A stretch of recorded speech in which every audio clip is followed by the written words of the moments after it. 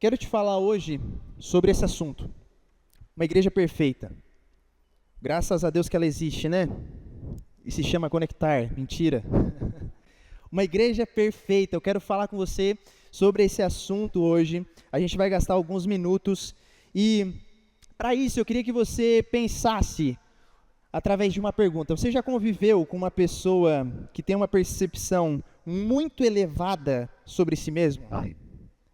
Então é aquela pessoa que, tipo assim, ela até faz alguma coisa bem, ela até faz uma coisa que é legal, mas ela acha que aquilo que ela faz é muito melhor do que realmente é, no final das contas.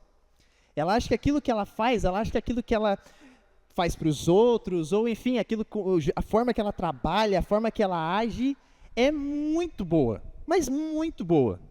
E essas pessoas, normalmente, elas são bem chatas, né, de se conviver, porque tudo dela é o melhor, por conta dessa elevação, esse sentimento elevado que ela tem por si mesmo. E é comum a gente ter um pouco do sentimento que a gente percebe que essas pessoas têm, principalmente quando a gente tem um pouquinho de vergonha alheia de alguma coisa que essa pessoa faz. Tinha um programa, deixa eu tirar isso aqui que não está ajudando não, tinha que ajudar, mas não ficou legal. Tinha um programa há muito tempo atrás, muito tempo não, mas enfim, alguns anos atrás, teve várias versões. Ele já teve a sua versão americana, que era o Ídolos. Só ficou a Fafá de Belém, era para ter um outro carinha ali. Mas era o Ídolos, e aí as pessoas iam lá para o Ídolos para cantar, e, cara, sempre rolava alguma coisa que alguém passava vergonha. A pessoa ia para lá e ela tinha a expectativa de que assim, ela cantava muito bem, de que ela tinha um dom assim, extraordinário. E aí ela lá, na frente do Brasil inteiro, para cantar, e no final das contas, tadinha, passava vergonha. Porque elas tinham certeza absoluta de que aquilo que elas faziam era muito bom. Elas achavam que elas tinham um talento para aquilo que elas estavam fazendo, sendo que, na verdade, quando a gente para olhar, a gente só sente vergonha por aquilo que a pessoa está fazendo. Esse era basicamente o Ídolos. Era isso. Tinha as pessoas que eram bom, mas o bom mesmo eram os ruinzinhos. E aí, essa semana, acho que não foi essa semana, mas algumas semanas atrás, o Cristiano Ronaldo, todo mundo sabe quem é, né? Estava num programa onde ele participou, era um programa de entrevista, e o entrevistador fez uma pergunta para ele. Perguntou assim, olha, tu acha que tu é o jogador mais completo que já existiu? Ele olha e fala assim, eu acho que eu sou o jogador mais completo que já existiu. Chuto bem com a perna direita, chuto bem com a perna esquerda, tenho boa impulsão, sou rápido, sou forte, tenho bom cabeceio, chuto bem pênalti, chuto bem falta. E foi elencando. Então assim, sim, eu sou o jogador mais completo que já existiu. E aí o entrevistador faz a outra pergunta. Ele fala assim, e tu é o melhor jogador da história do futebol?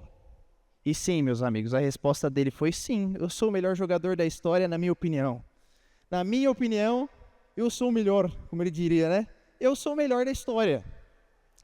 O grande problema disso tudo, trazendo agora para a nossa realidade, que nunca participou de um Ídolos, ou não tem talento suficiente para dizer que é o melhor da história em alguma coisa, é o seguinte, que quando nós temos uma avaliação errada de nós mesmos, nós tendemos a ser arrogantes. Quando a gente acha que a gente é muito bom em algo, a gente tende a ser arrogante naquilo, e é aí que mora o perigo disso tudo. E isso não é só nesse âmbito de talentos, mas isso se torna uma forma de a gente enxergar a vida. Porque a gente começa a enxergar a vida de acordo com a nossa perspectiva. A gente acha que a gente é o melhor pai para os nossos filhos, por mais que a gente não fale, cara, eu dou teto pro meu filho, dou comida, brinco com ele de vez em quando, faço muito mais do que o meu pai fez pelos meus filhos, faço muito mais do que minha mãe fez pelos meus filhos. Eu me considero assim, se eu não sou a melhor, eu estou bem perto de ser a melhor mãe, melhor pai. A gente se considera às vezes os melhores filhos também. A gente se considera melhor prestador de serviço, melhor pastor. Muito disso acontece porque a gente acha que aquilo que a gente faz é muito bom. E um exemplo disso, quando que você acha muito bom em alguma coisa, raramente a gente acha que a gente fez algo ruim. Então, a gente faz aquilo lá durante tanto tempo. Eu faço isso todo dia. Pô, eu faço isso toda semana. Eu toco no louvor toda semana há não sei quantos anos. Eu faço tal coisa há não sei quanto tempo. Se alguém vem falar que não está tão bom assim ou que não está tão legal, a gente já não gosta muito de receber esse feedback. A gente ouve para um ouvido e sai pelo outro, porque a gente acha que a nossa perfeição está lá. E por mais que a gente tenta ter uma falsa modéstia em relação àquilo que a gente faz, a gente gosta de fazer bem aquilo que a gente faz, né? Eu gosto de pregar e pregar bem. Da mesma forma que você gosta de receber alguém na sua casa e receber bem essa pessoa. Todo mundo tem isso. Todo mundo quer tirar boas notas, todo mundo quer ser uma pessoa exemplar no trabalho, a gente quer ser isso. Agora, existe uma coisa que faz a gente buscar esse lugar de supervalorização. Isso fica muito simples quando a gente pensa num exemplo. Sabe quando a gente está aprendendo a lavar a louça, lá na adolescência, entrando na adolescência, né, sei lá, criança ali, 8 anos, 7, um pouquinho nessa idade, a gente quer aprender a lavar a louça. E aí a mãe, vai lá, lava a louça. Dá 5 minutos, a mãe começa a se coçar, tipo assim, cara, olha o jeito que ele tá botando o negócio, olha o jeito que ele está botando o copo, meu Deus, o copo está errado, o copo está virado. Eu, quando casei, descobri tantas coisas que eu faço de errado na minha vida, porque eu não sabia. Ah, não, o papel higiênico é desse lado, não, a toalha é lá, assim, meu Deus, eu não sabia viver, descobri há 5 anos atrás. A gente está o tempo todo nisso, então assim, alguém faz alguma coisa, a gente vai, sai, deixa que eu faço. A pessoa começa a fazer algo que não está bem, aquilo que tu sabe que tu é bom, e fala assim, cara, sai, deixa que eu faço, eu assumo isso aí. A gente faz isso na igreja, a gente faz isso no trabalho, a gente faz isso no relacionamento, a gente faz isso às vezes na criação de filhos. Eu ainda não tenho filhos, mas eu tenho certeza, porque isso é algo natural nosso. A gente quer assumir as responsabilidades, porque a gente acha que o nosso jeito é melhor, o jeito que a gente faz as coisas é muito melhor do que o outro. Só que no final das contas, essa nossa supervalorização, ela gera uma palavra-chave para isso tudo, que é a independência. A gente se torna independente, a gente não quer ficar dependendo dos outros. A gente quer poder fazer as nossas coisas, a gente quer fazer sozinho, porque daí no final a gente consegue fazer mais rápido, a gente ocupa tem menos esforço, porque daí não depende de tanta gente. Deixa aqui comigo, eu pego, faço. Então a gente se torna centralizador nisso tudo.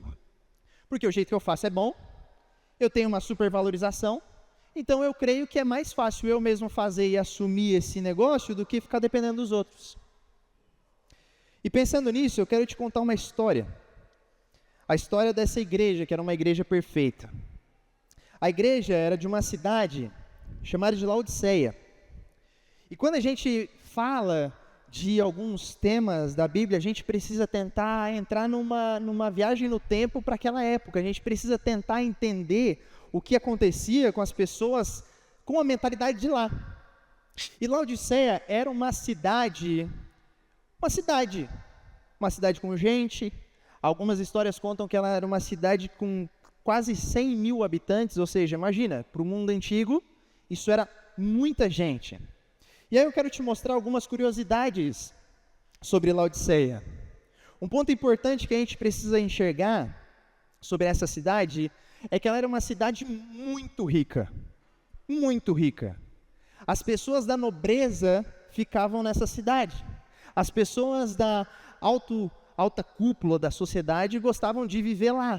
É como se fosse, vamos trazer para a nossa realidade aqui de Santa Catarina, como se fosse assim, tipo, Balneário Camboriú, pronto. Laodiceia, Balneário Camboriú.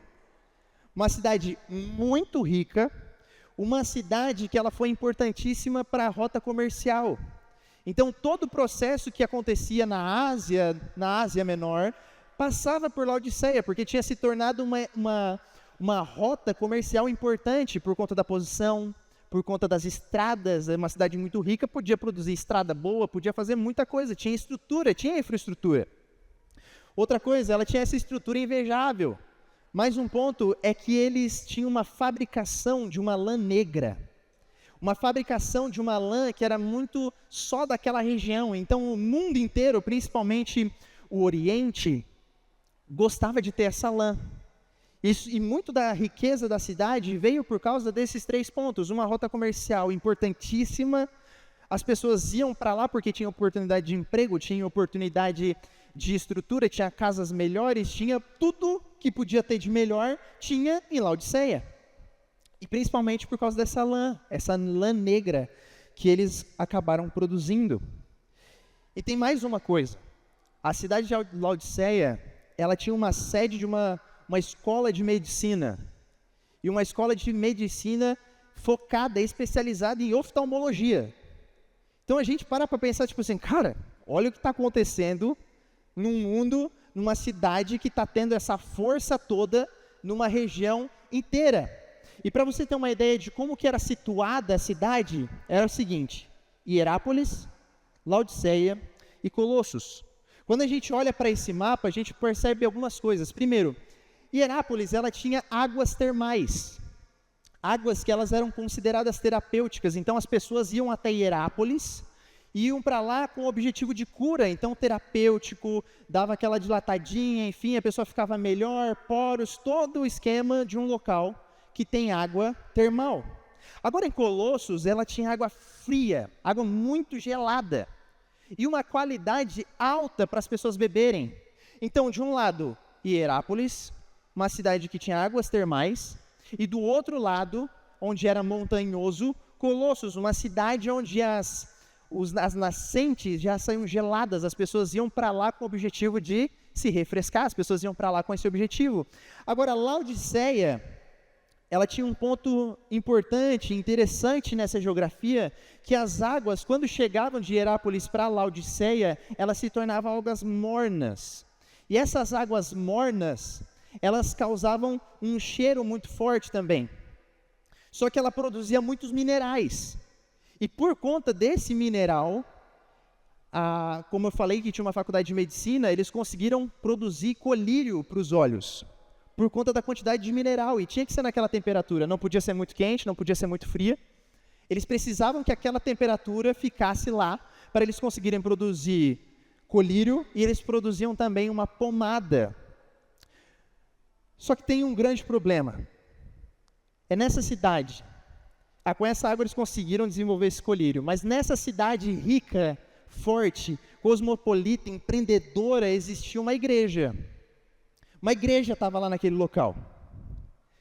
E aí, essa igreja um dia ela recebe uma carta que seria lida para os membros. Então imagina eu receber uma carta, a gente recebeu, Igreja Conectar recebeu uma carta. Então o pastor Everson vai vir aqui, pessoal, vou ler essa carta para vocês. E ele começa a ler a carta. Só que tem um grande problema nisso tudo. O remetente dessa carta era muito importante. O remetente dessa carta era o próprio Jesus. Jesus olha para Laodiceia, olha para uma igreja local, assim como se Jesus olhasse para a cidade de Criciúma e olhasse para a Igreja Conectar e falasse assim, Igreja Conectar, eu vou fazer um negócio, eu tenho uma carta para mandar para vocês. E eu quero que todos os membros, eu quero que todas as pessoas saibam o que eu acredito sobre vocês. Agora imagina, o que Jesus tem para falar sobre a nossa igreja. Imagina Jesus enviando uma carta para uma igreja onde tem pessoas como nós, e Jesus tem algo a dizer para essa igreja. Jesus tem algo a dizer para essa igreja numa cidade tão importante. E de todas as cartas que a gente vê em Apocalipse, são 7 igrejas. Todas as igrejas têm pelo menos um elogio. E aí Jesus vem e fala alguns pontos. Só que Laodiceia, ela não tem um elogio. Não tem nada em Laodiceia que se livra de alguma coisa. Parece que Jesus olhou para Laodiceia e falou assim, já que eu dei uns elogios para cá, para vocês vai sobrar o que deu. Perdi a paciência, fiquei perdendo muito tempo escrevendo, então pronto, vai. João que escreve essas cartas pela revelação de Jesus. E eu quero te convidar a abrir sua Bíblia lá em Apocalipse capítulo 3.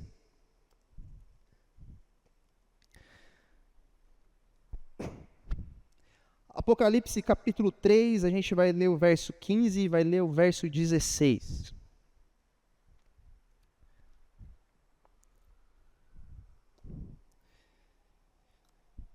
Diz o seguinte, deixa sua Bíblia aberta e a gente vai passear por algumas partes desse texto. Apocalipse capítulo 3, versículo 15, diz o seguinte: eu conheço as tuas obras, sei que você não é quente nem frio. Melhor seria se você fosse frio ou quente. Assim, porque você é morno, não é frio nem quente, eu estou a ponto de vomitá-lo da minha boca. Jesus usa algo que a igreja de Laodiceia até se vangloriava para falar, para começar essa carta. Jesus começa falando algo muito importante que a gente precisa entender, que é o seguinte: poucas coisas são mais irritantes do que pessoas que não se entregam de verdade para algo. Sabe aquelas pessoas que assim, ó, cara, tu tá contando com aquela pessoa, não, beleza, ó, tu vou estar lá, pode contar comigo, vou estar lá, 8 da manhã, tô lá. Dá 8, dá 9, dá 10, e nada da pessoa tá lá. Jesus está olhando para a igreja de Laodiceia e aproveitou de algo que era da sua geografia e fala assim, cara, vocês podiam ser quentes como Hierápolis, mas vocês não são quentes como Hierápolis, vocês poderiam ser frios como é a água de Colosso, mas vocês são mornos, vocês são essas pessoas que se entregam para algo, mas não se entregam de verdade. E o pior disso é que quando a gente percebe essa moleza de uma entrega, os relacionamentos não dão certo, porque a gente espera que a pessoa se entregue de verdade para algo, mas aquilo não acontece. Na igreja isso não dá certo, no trabalho isso não dá certo, em nenhum lugar dá certo quando uma pessoa não se entrega de verdade para aquilo que ela acredita que ela vai conseguir fazer, aquilo que ela acredita que ela quer fazer, e isso gera problemas para as pessoas. Só que quando a gente pensa em pessoas mornas na fé, a gente precisa entender com clareza, é que pessoas mornas na fé, quando isso acontece, Jesus ele tem vontade de vomitar. E essa palavra é muito forte para nós. Jesus olha para aquela igreja e fala assim, ó, cara, nossa, que vontade de vomitar que eu tenho de vocês. Olha, vocês podiam fazer tantas coisas, cara, mas vocês parece que não fazem, não vão até o fim em nada. Parece que vocês falam que vão fazer A, vocês não fazem A, vocês vão fazer, não faz. Não acontece, não vai para frente, vocês continuam imaturos, vocês continuam se vangloriando por tudo aquilo que vocês têm, vocês se vangloriam pela igreja grande que vocês têm, que seja, vocês se vangloriam pelas ofertas que vocês têm, vocês se vangloriam pelo dinheiro que vocês têm. Só que muitos cristãos, eles têm exatamente essa prática. Tem essa prática de, cara, de vez em quando... eu falo meus palavrãozinhos, tal, não sei o quê, beleza. Eu dou meu mau testemunho de vez em quando, eu até faço uma mentira ali, outra ali, uma aqui, outra ali, mas nada que comprometa demais. Eu até tomo um porrezinho ou outro num sábado para domingo, porque daí pelo menos domingo eu já chego mais legal na igreja. Infelizmente isso está se tornando normal dentro das nossas igrejas. E eu não quero ficar falando sobre as igrejas, mas eu quero que a gente pense nessa palavra como para nós, uma igreja local, na cidade de Criciúma, o que Jesus tem para dizer para nós, o que Jesus tem para dizer para nós como cristãos. E a verdade é que, se a gente parar para pensar, eu falo de mim, cara, eu não estou nem aí se uma pessoa fala assim, ó, cara, eu traio a minha esposa. Beleza, eu vou ter o meu ranço dela lá, eu vou ter os meus preconceitos com ela porque ela faz isso, mas no final das contas, é a vida dela, ela que está fazendo, não é sobre algo que eu estou fazendo. Eu não estou nem aí se a pessoa pega o baseadinho dele e vai e fica de boa na dele, eu não estou nem aí se a pessoa diz que vai para um lugar ou se é aquela pessoa invejosa, que tem alguém que ela quer o lugar dela, ela quer o lugar da outra pessoa no trabalho. Não tem problema ser um velhaco. Não tem nenhum problema nisso.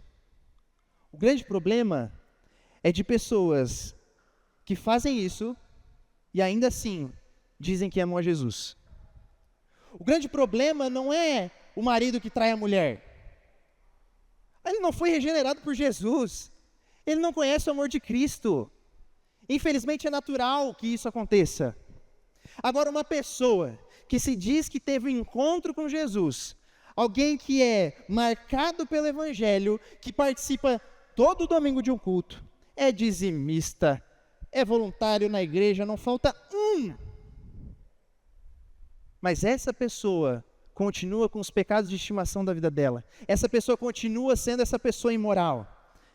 No final das contas, o que parece que Jesus está dizendo é o seguinte: é melhor que você ser alguém totalmente imoral, cínico, inimigo de Deus, do que ter a cara de pau de fazer tudo isso e ainda falar o seguinte: eu sou um cristão genuíno. Eu sou alguém que ama Jesus. E eu faço tudo isso. Jesus olha para mim e olha para você, quando a gente tem esse tipo de atitude, ele tem vontade de vomitar. Jesus olha para essas atitudes e ele fala assim: cara, eu tenho nojo disso. E o mais interessante disso tudo é que a igreja de Laodiceia não foi uma igreja que Jesus chamou a atenção de coisas eclesiásticas. O que eu quero dizer com isso? Eles não tinham problema com falsos profetas. A teologia deles, alinhadinha, perfeita. O cara era mestre pelo Andrew Jumper, sei lá, um seminário conhecido, grande no Brasil. Eles não tinham problemas de moralidade sexual, pelo menos não é isso que a carta não deixa com clareza sobre isso. Não existia esse tipo de problemas que Jesus tratava com as outras igrejas. Jesus falava muito claro para outras igrejas como de Éfeso, enfim, vocês são imorais nisso, vocês estão roubando nisso, mas Jesus não fala nada de problemas eclesiológicos para essa igreja. E se a gente trazer para a nossa realidade, a gente para pensar que a igreja tinha um louvor perfeito. Cara, a gente subia aqui, não errava uma nota, dava vontade de chorar, de perfeição que era o louvor da igreja de Laodiceia. Eles eram uma igreja assim, extremamente bíblica. Melhor ainda, era uma igreja reformada, clássica, assim, nossa. Ouvi alguém falar em línguas, credo, deixa pra lá, não tô nem aí pra isso aí. Calvinista, assim, alinhado, sabia os 5 pontos perfeitos, assim, nada. Essa era a igreja de Laodiceia, uma igreja perfeita, a igreja que tinha tudo nos trinques. O pastor subia para pregar, pregava a Bíblia. O louvor subia para cantar um louvor cristocêntrico. Mas como que pode isso estar acontecendo? Como que Jesus é tão rígido com essa igreja, se eles aparentemente estavam tão certos na sua teologia, na sua base, na forma que eles lidavam? No final das contas, Jesus queria vomitar eles, porque eles não deixavam que a verdade do Evangelho transformasse os seus corações para além do culto. Eles ficavam com seus cultos perfeitos. Domingo era irretocável, não tinha o que falar dessa igreja. Precisava de dinheiro? Tudo certo, pega aí.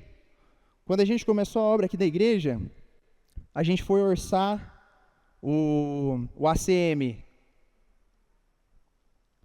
Não sei se vocês sabem quanto que custa, mas é caro.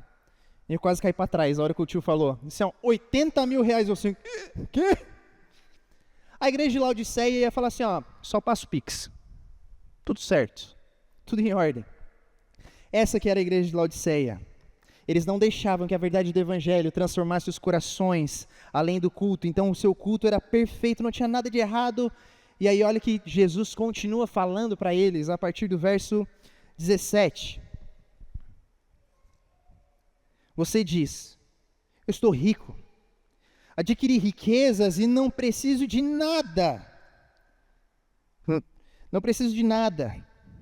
Não conhece, porém, que miserável, digno de compaixão, pobre, cego e que está nu. Olha como a igreja de Laodiceia tinha uma percepção sobre eles, e é aqui que a gente entra naquilo que eu comecei a falar. Uma avaliação errada de quem nós somos pode nos levar a essa ruína. Uma avaliação errada de nós faz a gente caminhar cada vez mais, passo a passo, para um caminho de destruição, para um caminho de morte. E qual caminho é esse? Qual que é essa ruína? Desprezarmos a necessidade de depender de Deus. Essa era a igreja de Laodiceia, uma igreja que não precisava de nada, uma igreja que tudo aquilo que eles precisavam estava em ordem. Nosso problema não é quando as contas estão assim, no vermelhinho, assim, bem próximo, sabe? Nossa, puxa, não está dando de colocar o detalhe lá na frente, cara, a gente está indo atrás, vamos ver o porcelanato, não sei o quê. O problema é quando está assim, ó, cara, quer fazer? Faz. Quer fazer tal coisa? Faz. Não precisa mais de uma dependência de Deus. A gente já está fazendo nossos cultos tão bem, a gente já fazendo as nossas coisas tão bem, a gente é rico, a gente não precisa de nada, a gente se enriqueceu com essa cidade. Mas Cristo olhava para ela e, além de sentir náuseas, ele enxergava a real face de Laodiceia. Ela era uma igreja infeliz, era uma igreja miserável, era uma igreja pobre, era uma igreja cega, era uma igreja nua. O nosso problema não é quando as coisas estão ruins. Nosso problema não é quando a conta bancária está zerada. O nosso problema não é quando as nossas expectativas elas estão sendo frustradas. Pô, eu estava querendo fazer isso e não estou conseguindo. Pô, eu estou tentando fazer aquilo e não está acontecendo. Eu tinha expectativa assim assado de alguma situação. Esse não é o problema. O problema é quando tudo está tão bem, está tudo tão certo que nós nos tornamos independentes. Está tudo tão redondinho na minha casa, está tudo tão redondo no meu relacionamento, está tudo tão certo em tudo aquilo que eu estou fazendo, que aos poucos eu começo a achar que eu sou independente de Deus. Que aos poucos eu começo a achar que aquilo que eu posso fazer com as minhas próprias mãos é suficiente para alcançar o amor de Deus. Que é suficiente. Às vezes a gente até para de pensar no próprio Deus quando a gente chega nesse nível. Eu sou tão independente que nem passa pela minha cabeça a necessidade de Deus. Eu sou tão independente que nem passa pela minha cabeça a necessidade de eu orar por algo. A necessidade de eu ter o meu devocional diário, isso está tão fora da minha de cogitação, porque, cara, está tudo tão certo na minha vida. Tudo aquilo estava tão perfeito para a igreja de Laodiceia. Nós passamos a olhar como se a gente não precisasse de mais nada. Só que não existe um lugar mais perigoso para eu e você vivermos. Não existe um lugar mais que pode dar tudo errado do que no lugar de eu consigo resolver todos os meus problemas sozinhos. De estar no lugar onde eu tenho a capacidade de resolver todos os meus problemas. Eu não preciso de Deus, eu não preciso do meu irmão, eu não preciso de nada, eu só preciso de mim mesmo, porque eu sou independente. E é nesse lugar de que nós não achamos de nada, que não achamos que precisamos de nada ou de ninguém, eu lembrei da parábola do rico insensato. Um homem rico, e ele falava assim, ó, quer saber? Eu estou com tanta colheita, eu estou com tanta coisa, eu vou fazer o seguinte, eu vou quebrar esse pavilhão inteiro, eu vou quebrar esse celeiro, eu vou fazer 1, 2, 3, 4, 5 vezes maior, para colocar todas as minhas coisas, porque eu tenho muito, está demais, está muito. Então amanhã eu vou mandar todo mundo quebrar tudo e fazer tudo do zero. Jesus alerta nessa parábola, louco, ainda essa noite pedirão a sua alma. Louco é que Jesus chama as pessoas que acham que são independentes. Louco é aquelas pessoas que acham que tudo aquilo que elas podem fazer, tudo aquilo que elas querem, né? Como um cara, eu nem vou falar o nome, enfim, falou esses dias no Instagram, tudo aquilo que você pode ver, tudo aquilo que você pode tocar, Deus jamais ia fazer com que você olhasse para isso, pudesse olhar, pudesse encostar e você pudesse dizer um dia que era seu. É esse evangelho que a gente tem visto, o evangelho de Laodiceia, o evangelho da independência, de que a gente não precisa de ninguém, a gente não precisa de nada, e no fim das contas, a gente até aprende a viver dessa forma. A gente já sabe como que ter um casamento bom. E é simples, no final das contas, vai. É só não gritar a hora que acorda, só fazer um cafezinho legal, faz um almoço na hora, tal. Chega jogando sapato para tudo que é lado, estende a toalha. Não tem muito segredo. Talvez não é tão difícil assim a gente viver uma vida onde a gente não precise de, 53 tipos de aconselhamento do pastor indo na casa, porque às vezes as coisas são mais simples do que parece. Mas é nesse espaço que a gente se torna independente. E no final do dia a gente se orgulha de, cara, a gente está fazendo um bom trabalho no final das contas. Eu estou sendo um bom pai, eu estou sendo um bom marido, eu estou sendo um bom namorado, eu estou sendo um bom noivo, eu estou sendo uma pessoa boa nisso tudo. Eu estou sendo uma pessoa que está dando conta das minhas necessidades, eu estou dando conta daquilo que eu preciso fazer. E Jesus olha para isso, olha para as nossas achanças, que a gente é bom demais, e fala: você é infeliz, miserável, pobre, cego e nu.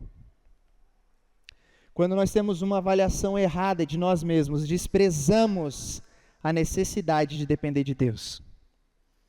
Agora, se você está numa situação que talvez você não vê saída para alguma coisa, talvez você está numa situação no trabalho que, cara, estou pensando em sair, mas se eu sair vai dar ruim, estou pensando em começar a empreender em algo, mas eu estou com medo, eu não sei se vai dar certo, meu relacionamento, meu Deus, o meu relacionamento está uma porcaria, parece que eu falo A, ele entende B, ela fala C, o cara quer A, não consegue se comunicar, não consegue falar, o meu filho está perdido, meu filho não quer mais vir na igreja, meu filho está desobediente demais, está com 12 anos, meu Deus, que ódio dos 12 anos. Parece que é quando a gente está nessa situação que a gente olha com humildade, com reverência diante de Deus e fala assim: Deus, eu não sei o que fazer com esse casamento, está uma porcaria. Deus, eu estou com vontade de chutar ele. Deus, eu estou com vontade de sair de casa hoje. Deus, eu não aguento mais o que está acontecendo no meu trabalho. Deus, eu não aguento mais meu filho, eu não aguento mais minha filha. E esses são sentimentos naturais, são sentimentos de incapacidade quando a gente olha para esses desafios. E talvez o melhor lugar para a gente estar é nesse lugar desgraçado, mas aonde a gente encontra graça. Um lugar onde a gente não está conseguindo ver uma luz no fim do túnel, mas a gente olha para cima e vê um Senhor que fala: eu estou com você, eu estou caminhando contigo, continua, não desiste, eu sei, o Senhor tem planos para nós de paz e não de mal.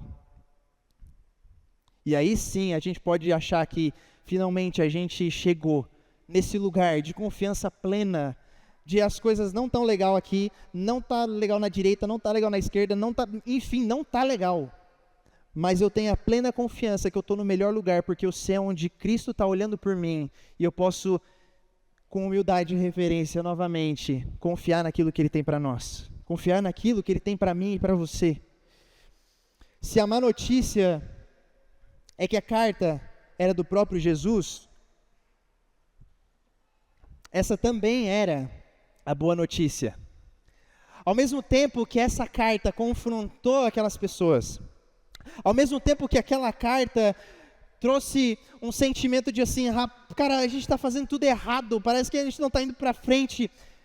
Essa era uma notícia. Jesus tinha uma percepção clara de quem eles eram. Eles achavam que eles eram a igreja perfeita, mas no final eles eram essa igreja infeliz, pobre, nua, miserável. Essa percepção toda que eles tinham, Jesus bota eles de frente para o espelho e mostra quem eles são. Só que a bondade e a graça do Evangelho é exatamente essa.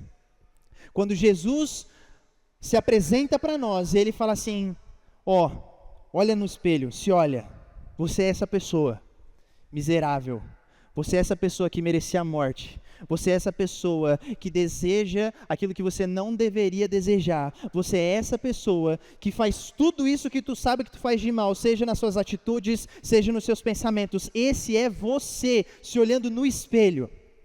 E aí Jesus olha para nós e dá uma boa notícia. Que apesar de a gente ser tudo isso, Ele estende a sua mão de graça e estende a sua mão de misericórdia para nós. E Apocalipse 3:18, ele vai começar falando, de novo, aproveitando todo o contexto de Laodiceia. Ele fala o seguinte: eu dou-lhes um conselho. Comprem de mim ouro refinado, e você se tornará rico. Compre roupas brancas e vista-se para cobrir a sua vergonha, a sua nudez, e compre colírio para ungir os seus olhos, para que possa enxergar. Eu repreendo aqueles que eu amo. E Jesus mostra para Laodiceia: vocês são pobres? Então compra de mim. Ah, vocês não podem comprar de mim, porque aquilo que eu tenho para oferecer para vocês, o dinheiro que vocês têm, não serve para nada. Compra de mim então esse ouro refinado com fogo, esse ouro puro. Ah, mas vocês não podem comprar de mim.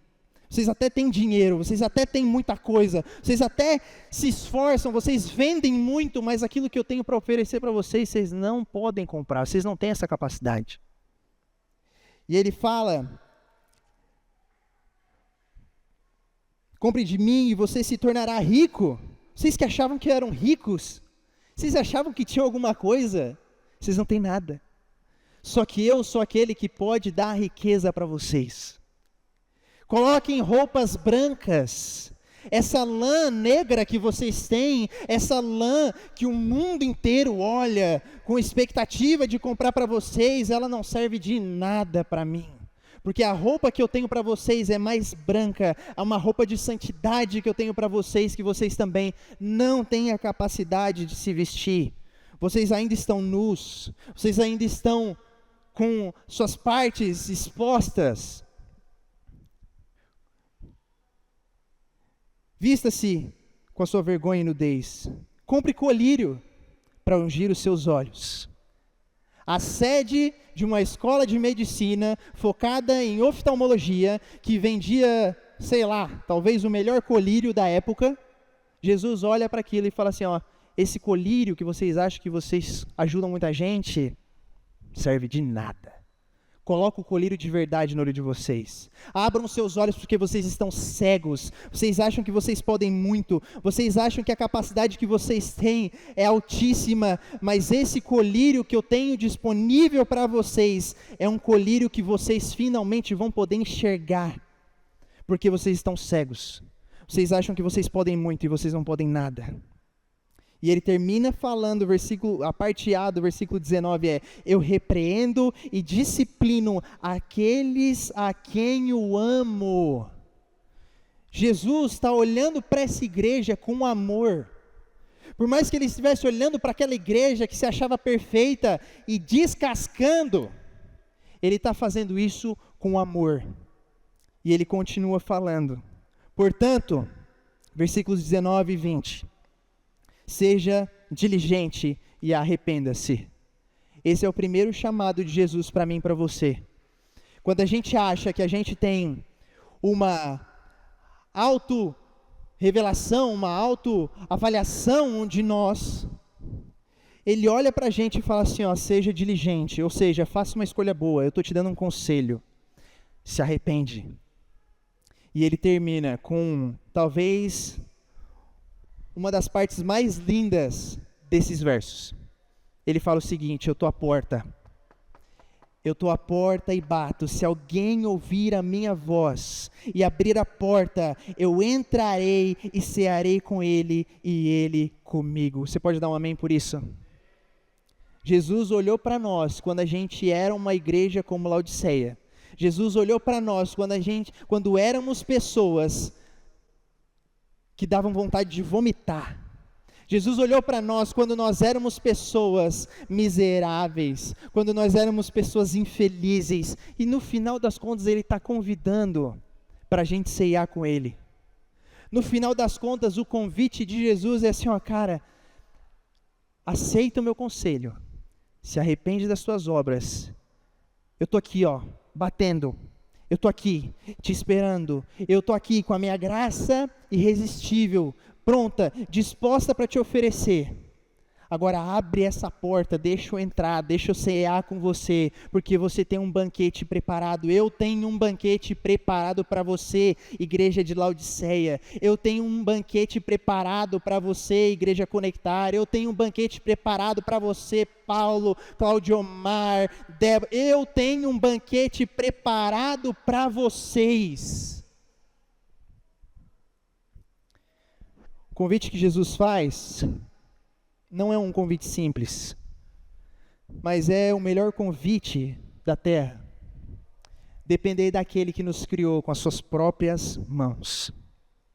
É esse o convite que Jesus faz.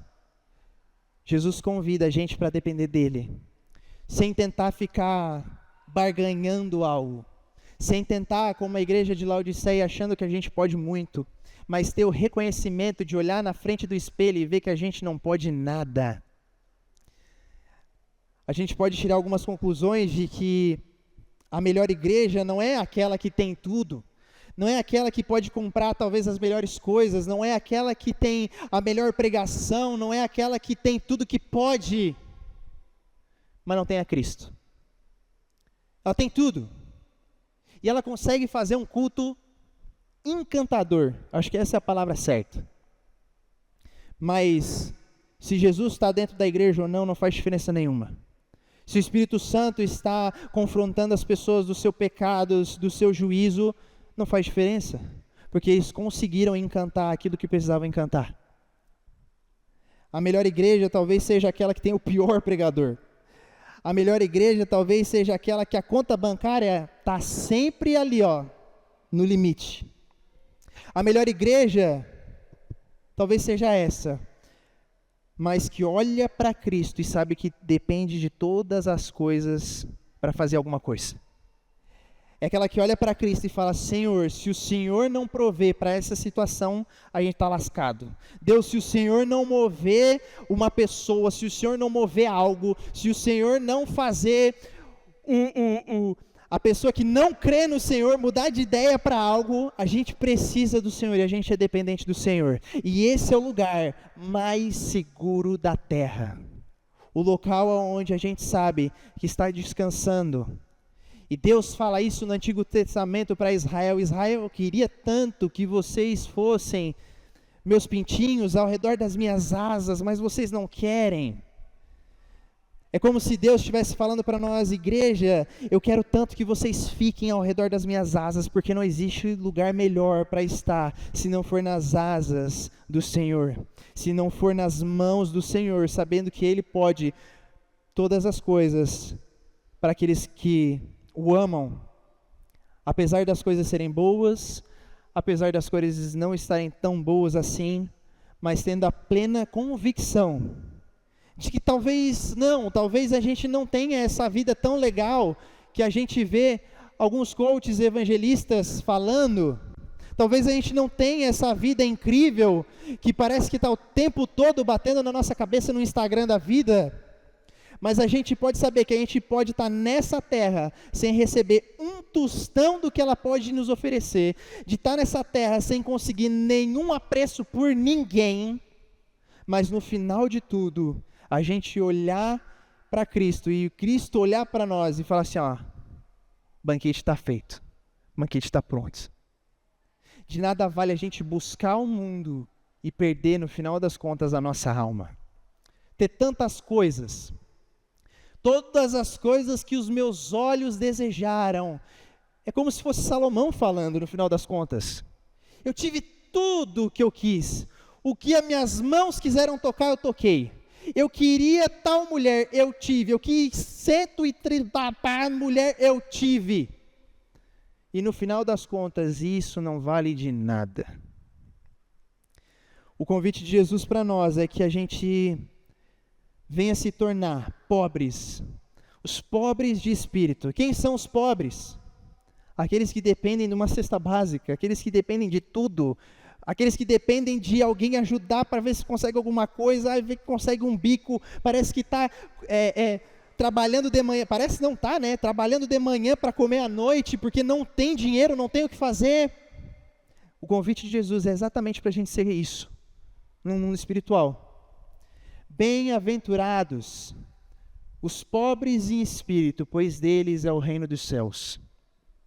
Enquanto a gente parece que está buscando tantas coisas, como se a gente fosse rico no espírito, então eu não dependo de Deus, eu sou como a Odisseia, eu posso produzir a minha espiritualidade, mas eu sou alguém que não irei para o reino dos céus.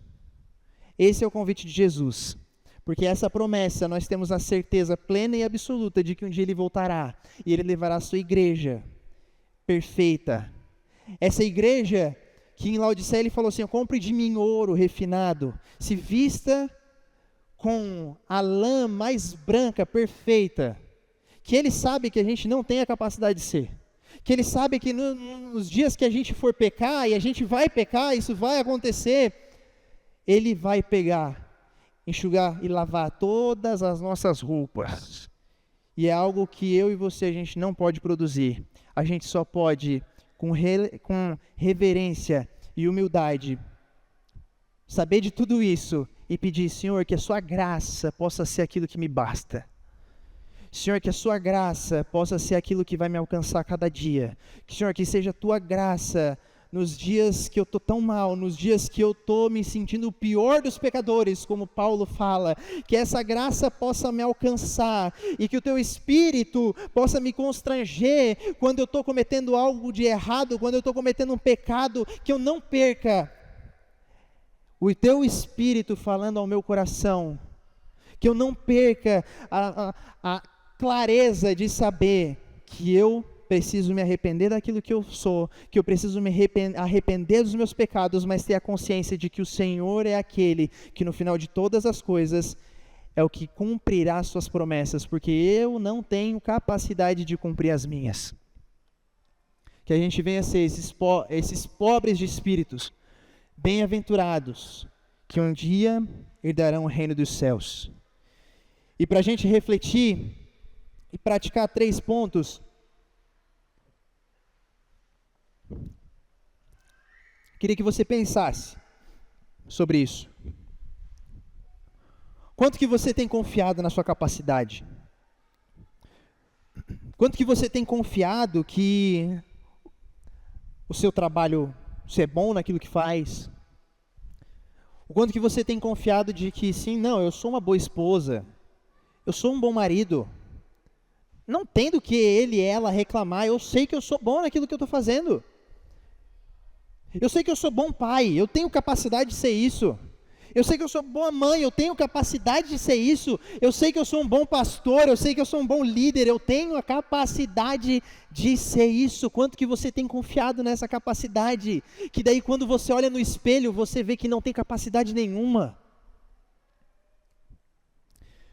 Seja coerente na sua escolha por Cristo.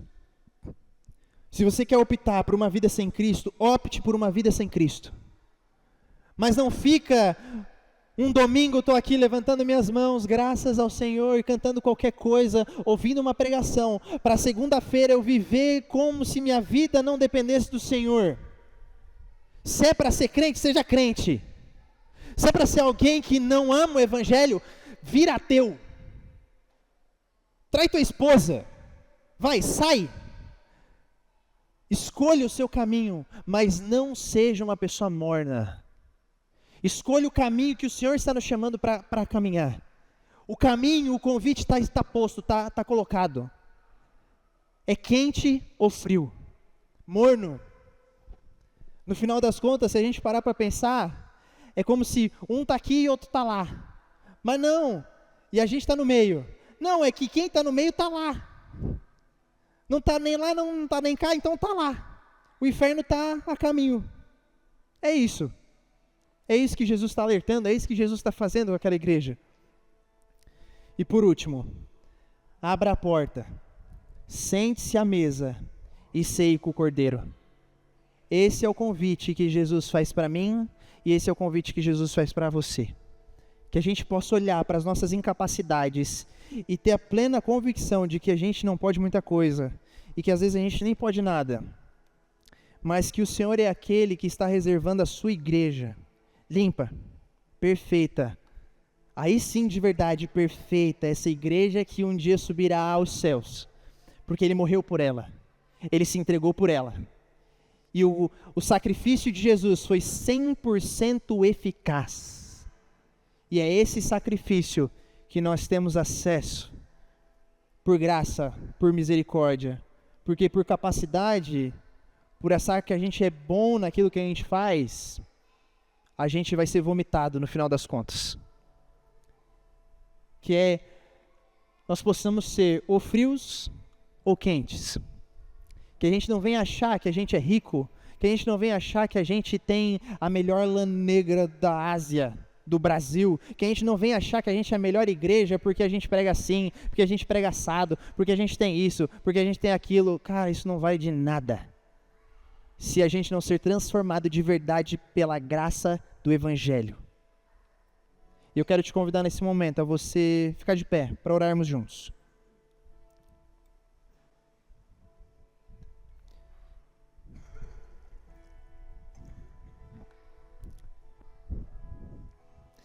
Senhor, nós, com humildade e reverência, Deus, sabendo que a gente tenta fazer tanta coisa, Pai, sabendo que a gente tenta ser perfeito em tanta coisa, mas o Senhor olha para nós e coloca um espelho nos nossos olhos. O Senhor olha para nós e mostra para a gente que a gente não consegue fazer muita coisa tão bem quanto a gente achava que era. A gente não consegue, Deus, ser a pessoa que a gente gostaria. A gente ainda tem os nossos pecados, a gente ainda cai nesses pecados. Pai, só o Senhor é aquele que pode converter o nosso coração.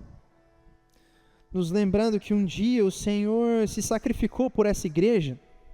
O Senhor se sacrificou pela igreja de Laodiceia, o Senhor se sacrificou pela igreja de Éfeso, o Senhor se sacrificou pela igreja de Colossos, de Herápolis, mas o Senhor se sacrificou pela igreja de Criciúma, o Senhor se sacrificou pela igreja Conectar, o Senhor se sacrificou por igrejas, Pai, por essas igrejas, por essas pessoas, que nós pedimos, Deus, abra os nossos olhos, tira toda a nossa avaliação errada de nós mesmos, seja pessoais, seja de acordo com aquilo que a gente acha que consegue fazer algo dentro da igreja ou não, seja nos nossos trabalhos, sendo nas nossas famílias. Senhor, tira, Pai, toda essa avaliação perfeita que nós temos de nós, mas que a gente venha olhar no espelho e ver que sem o Senhor nós somos miseráveis. Sem o Senhor nós somos infelizes, sem o Senhor nós somos fracos, sem o Senhor nós estamos expostos, e que dessa forma o Evangelho possa fazer diferença, não somente num domingo à noite, não somente num sermão de 30 a 40 minutos, mas que essa palavra possa transformar a nossa realidade, porque sabemos que ela tem poder para curar, para transformar, para resgatar até os piores dos pecadores, e transformar, Deus, naquela pessoa que ama o Senhor acima de todas as coisas, no nome que está acima de todo nome. Amém.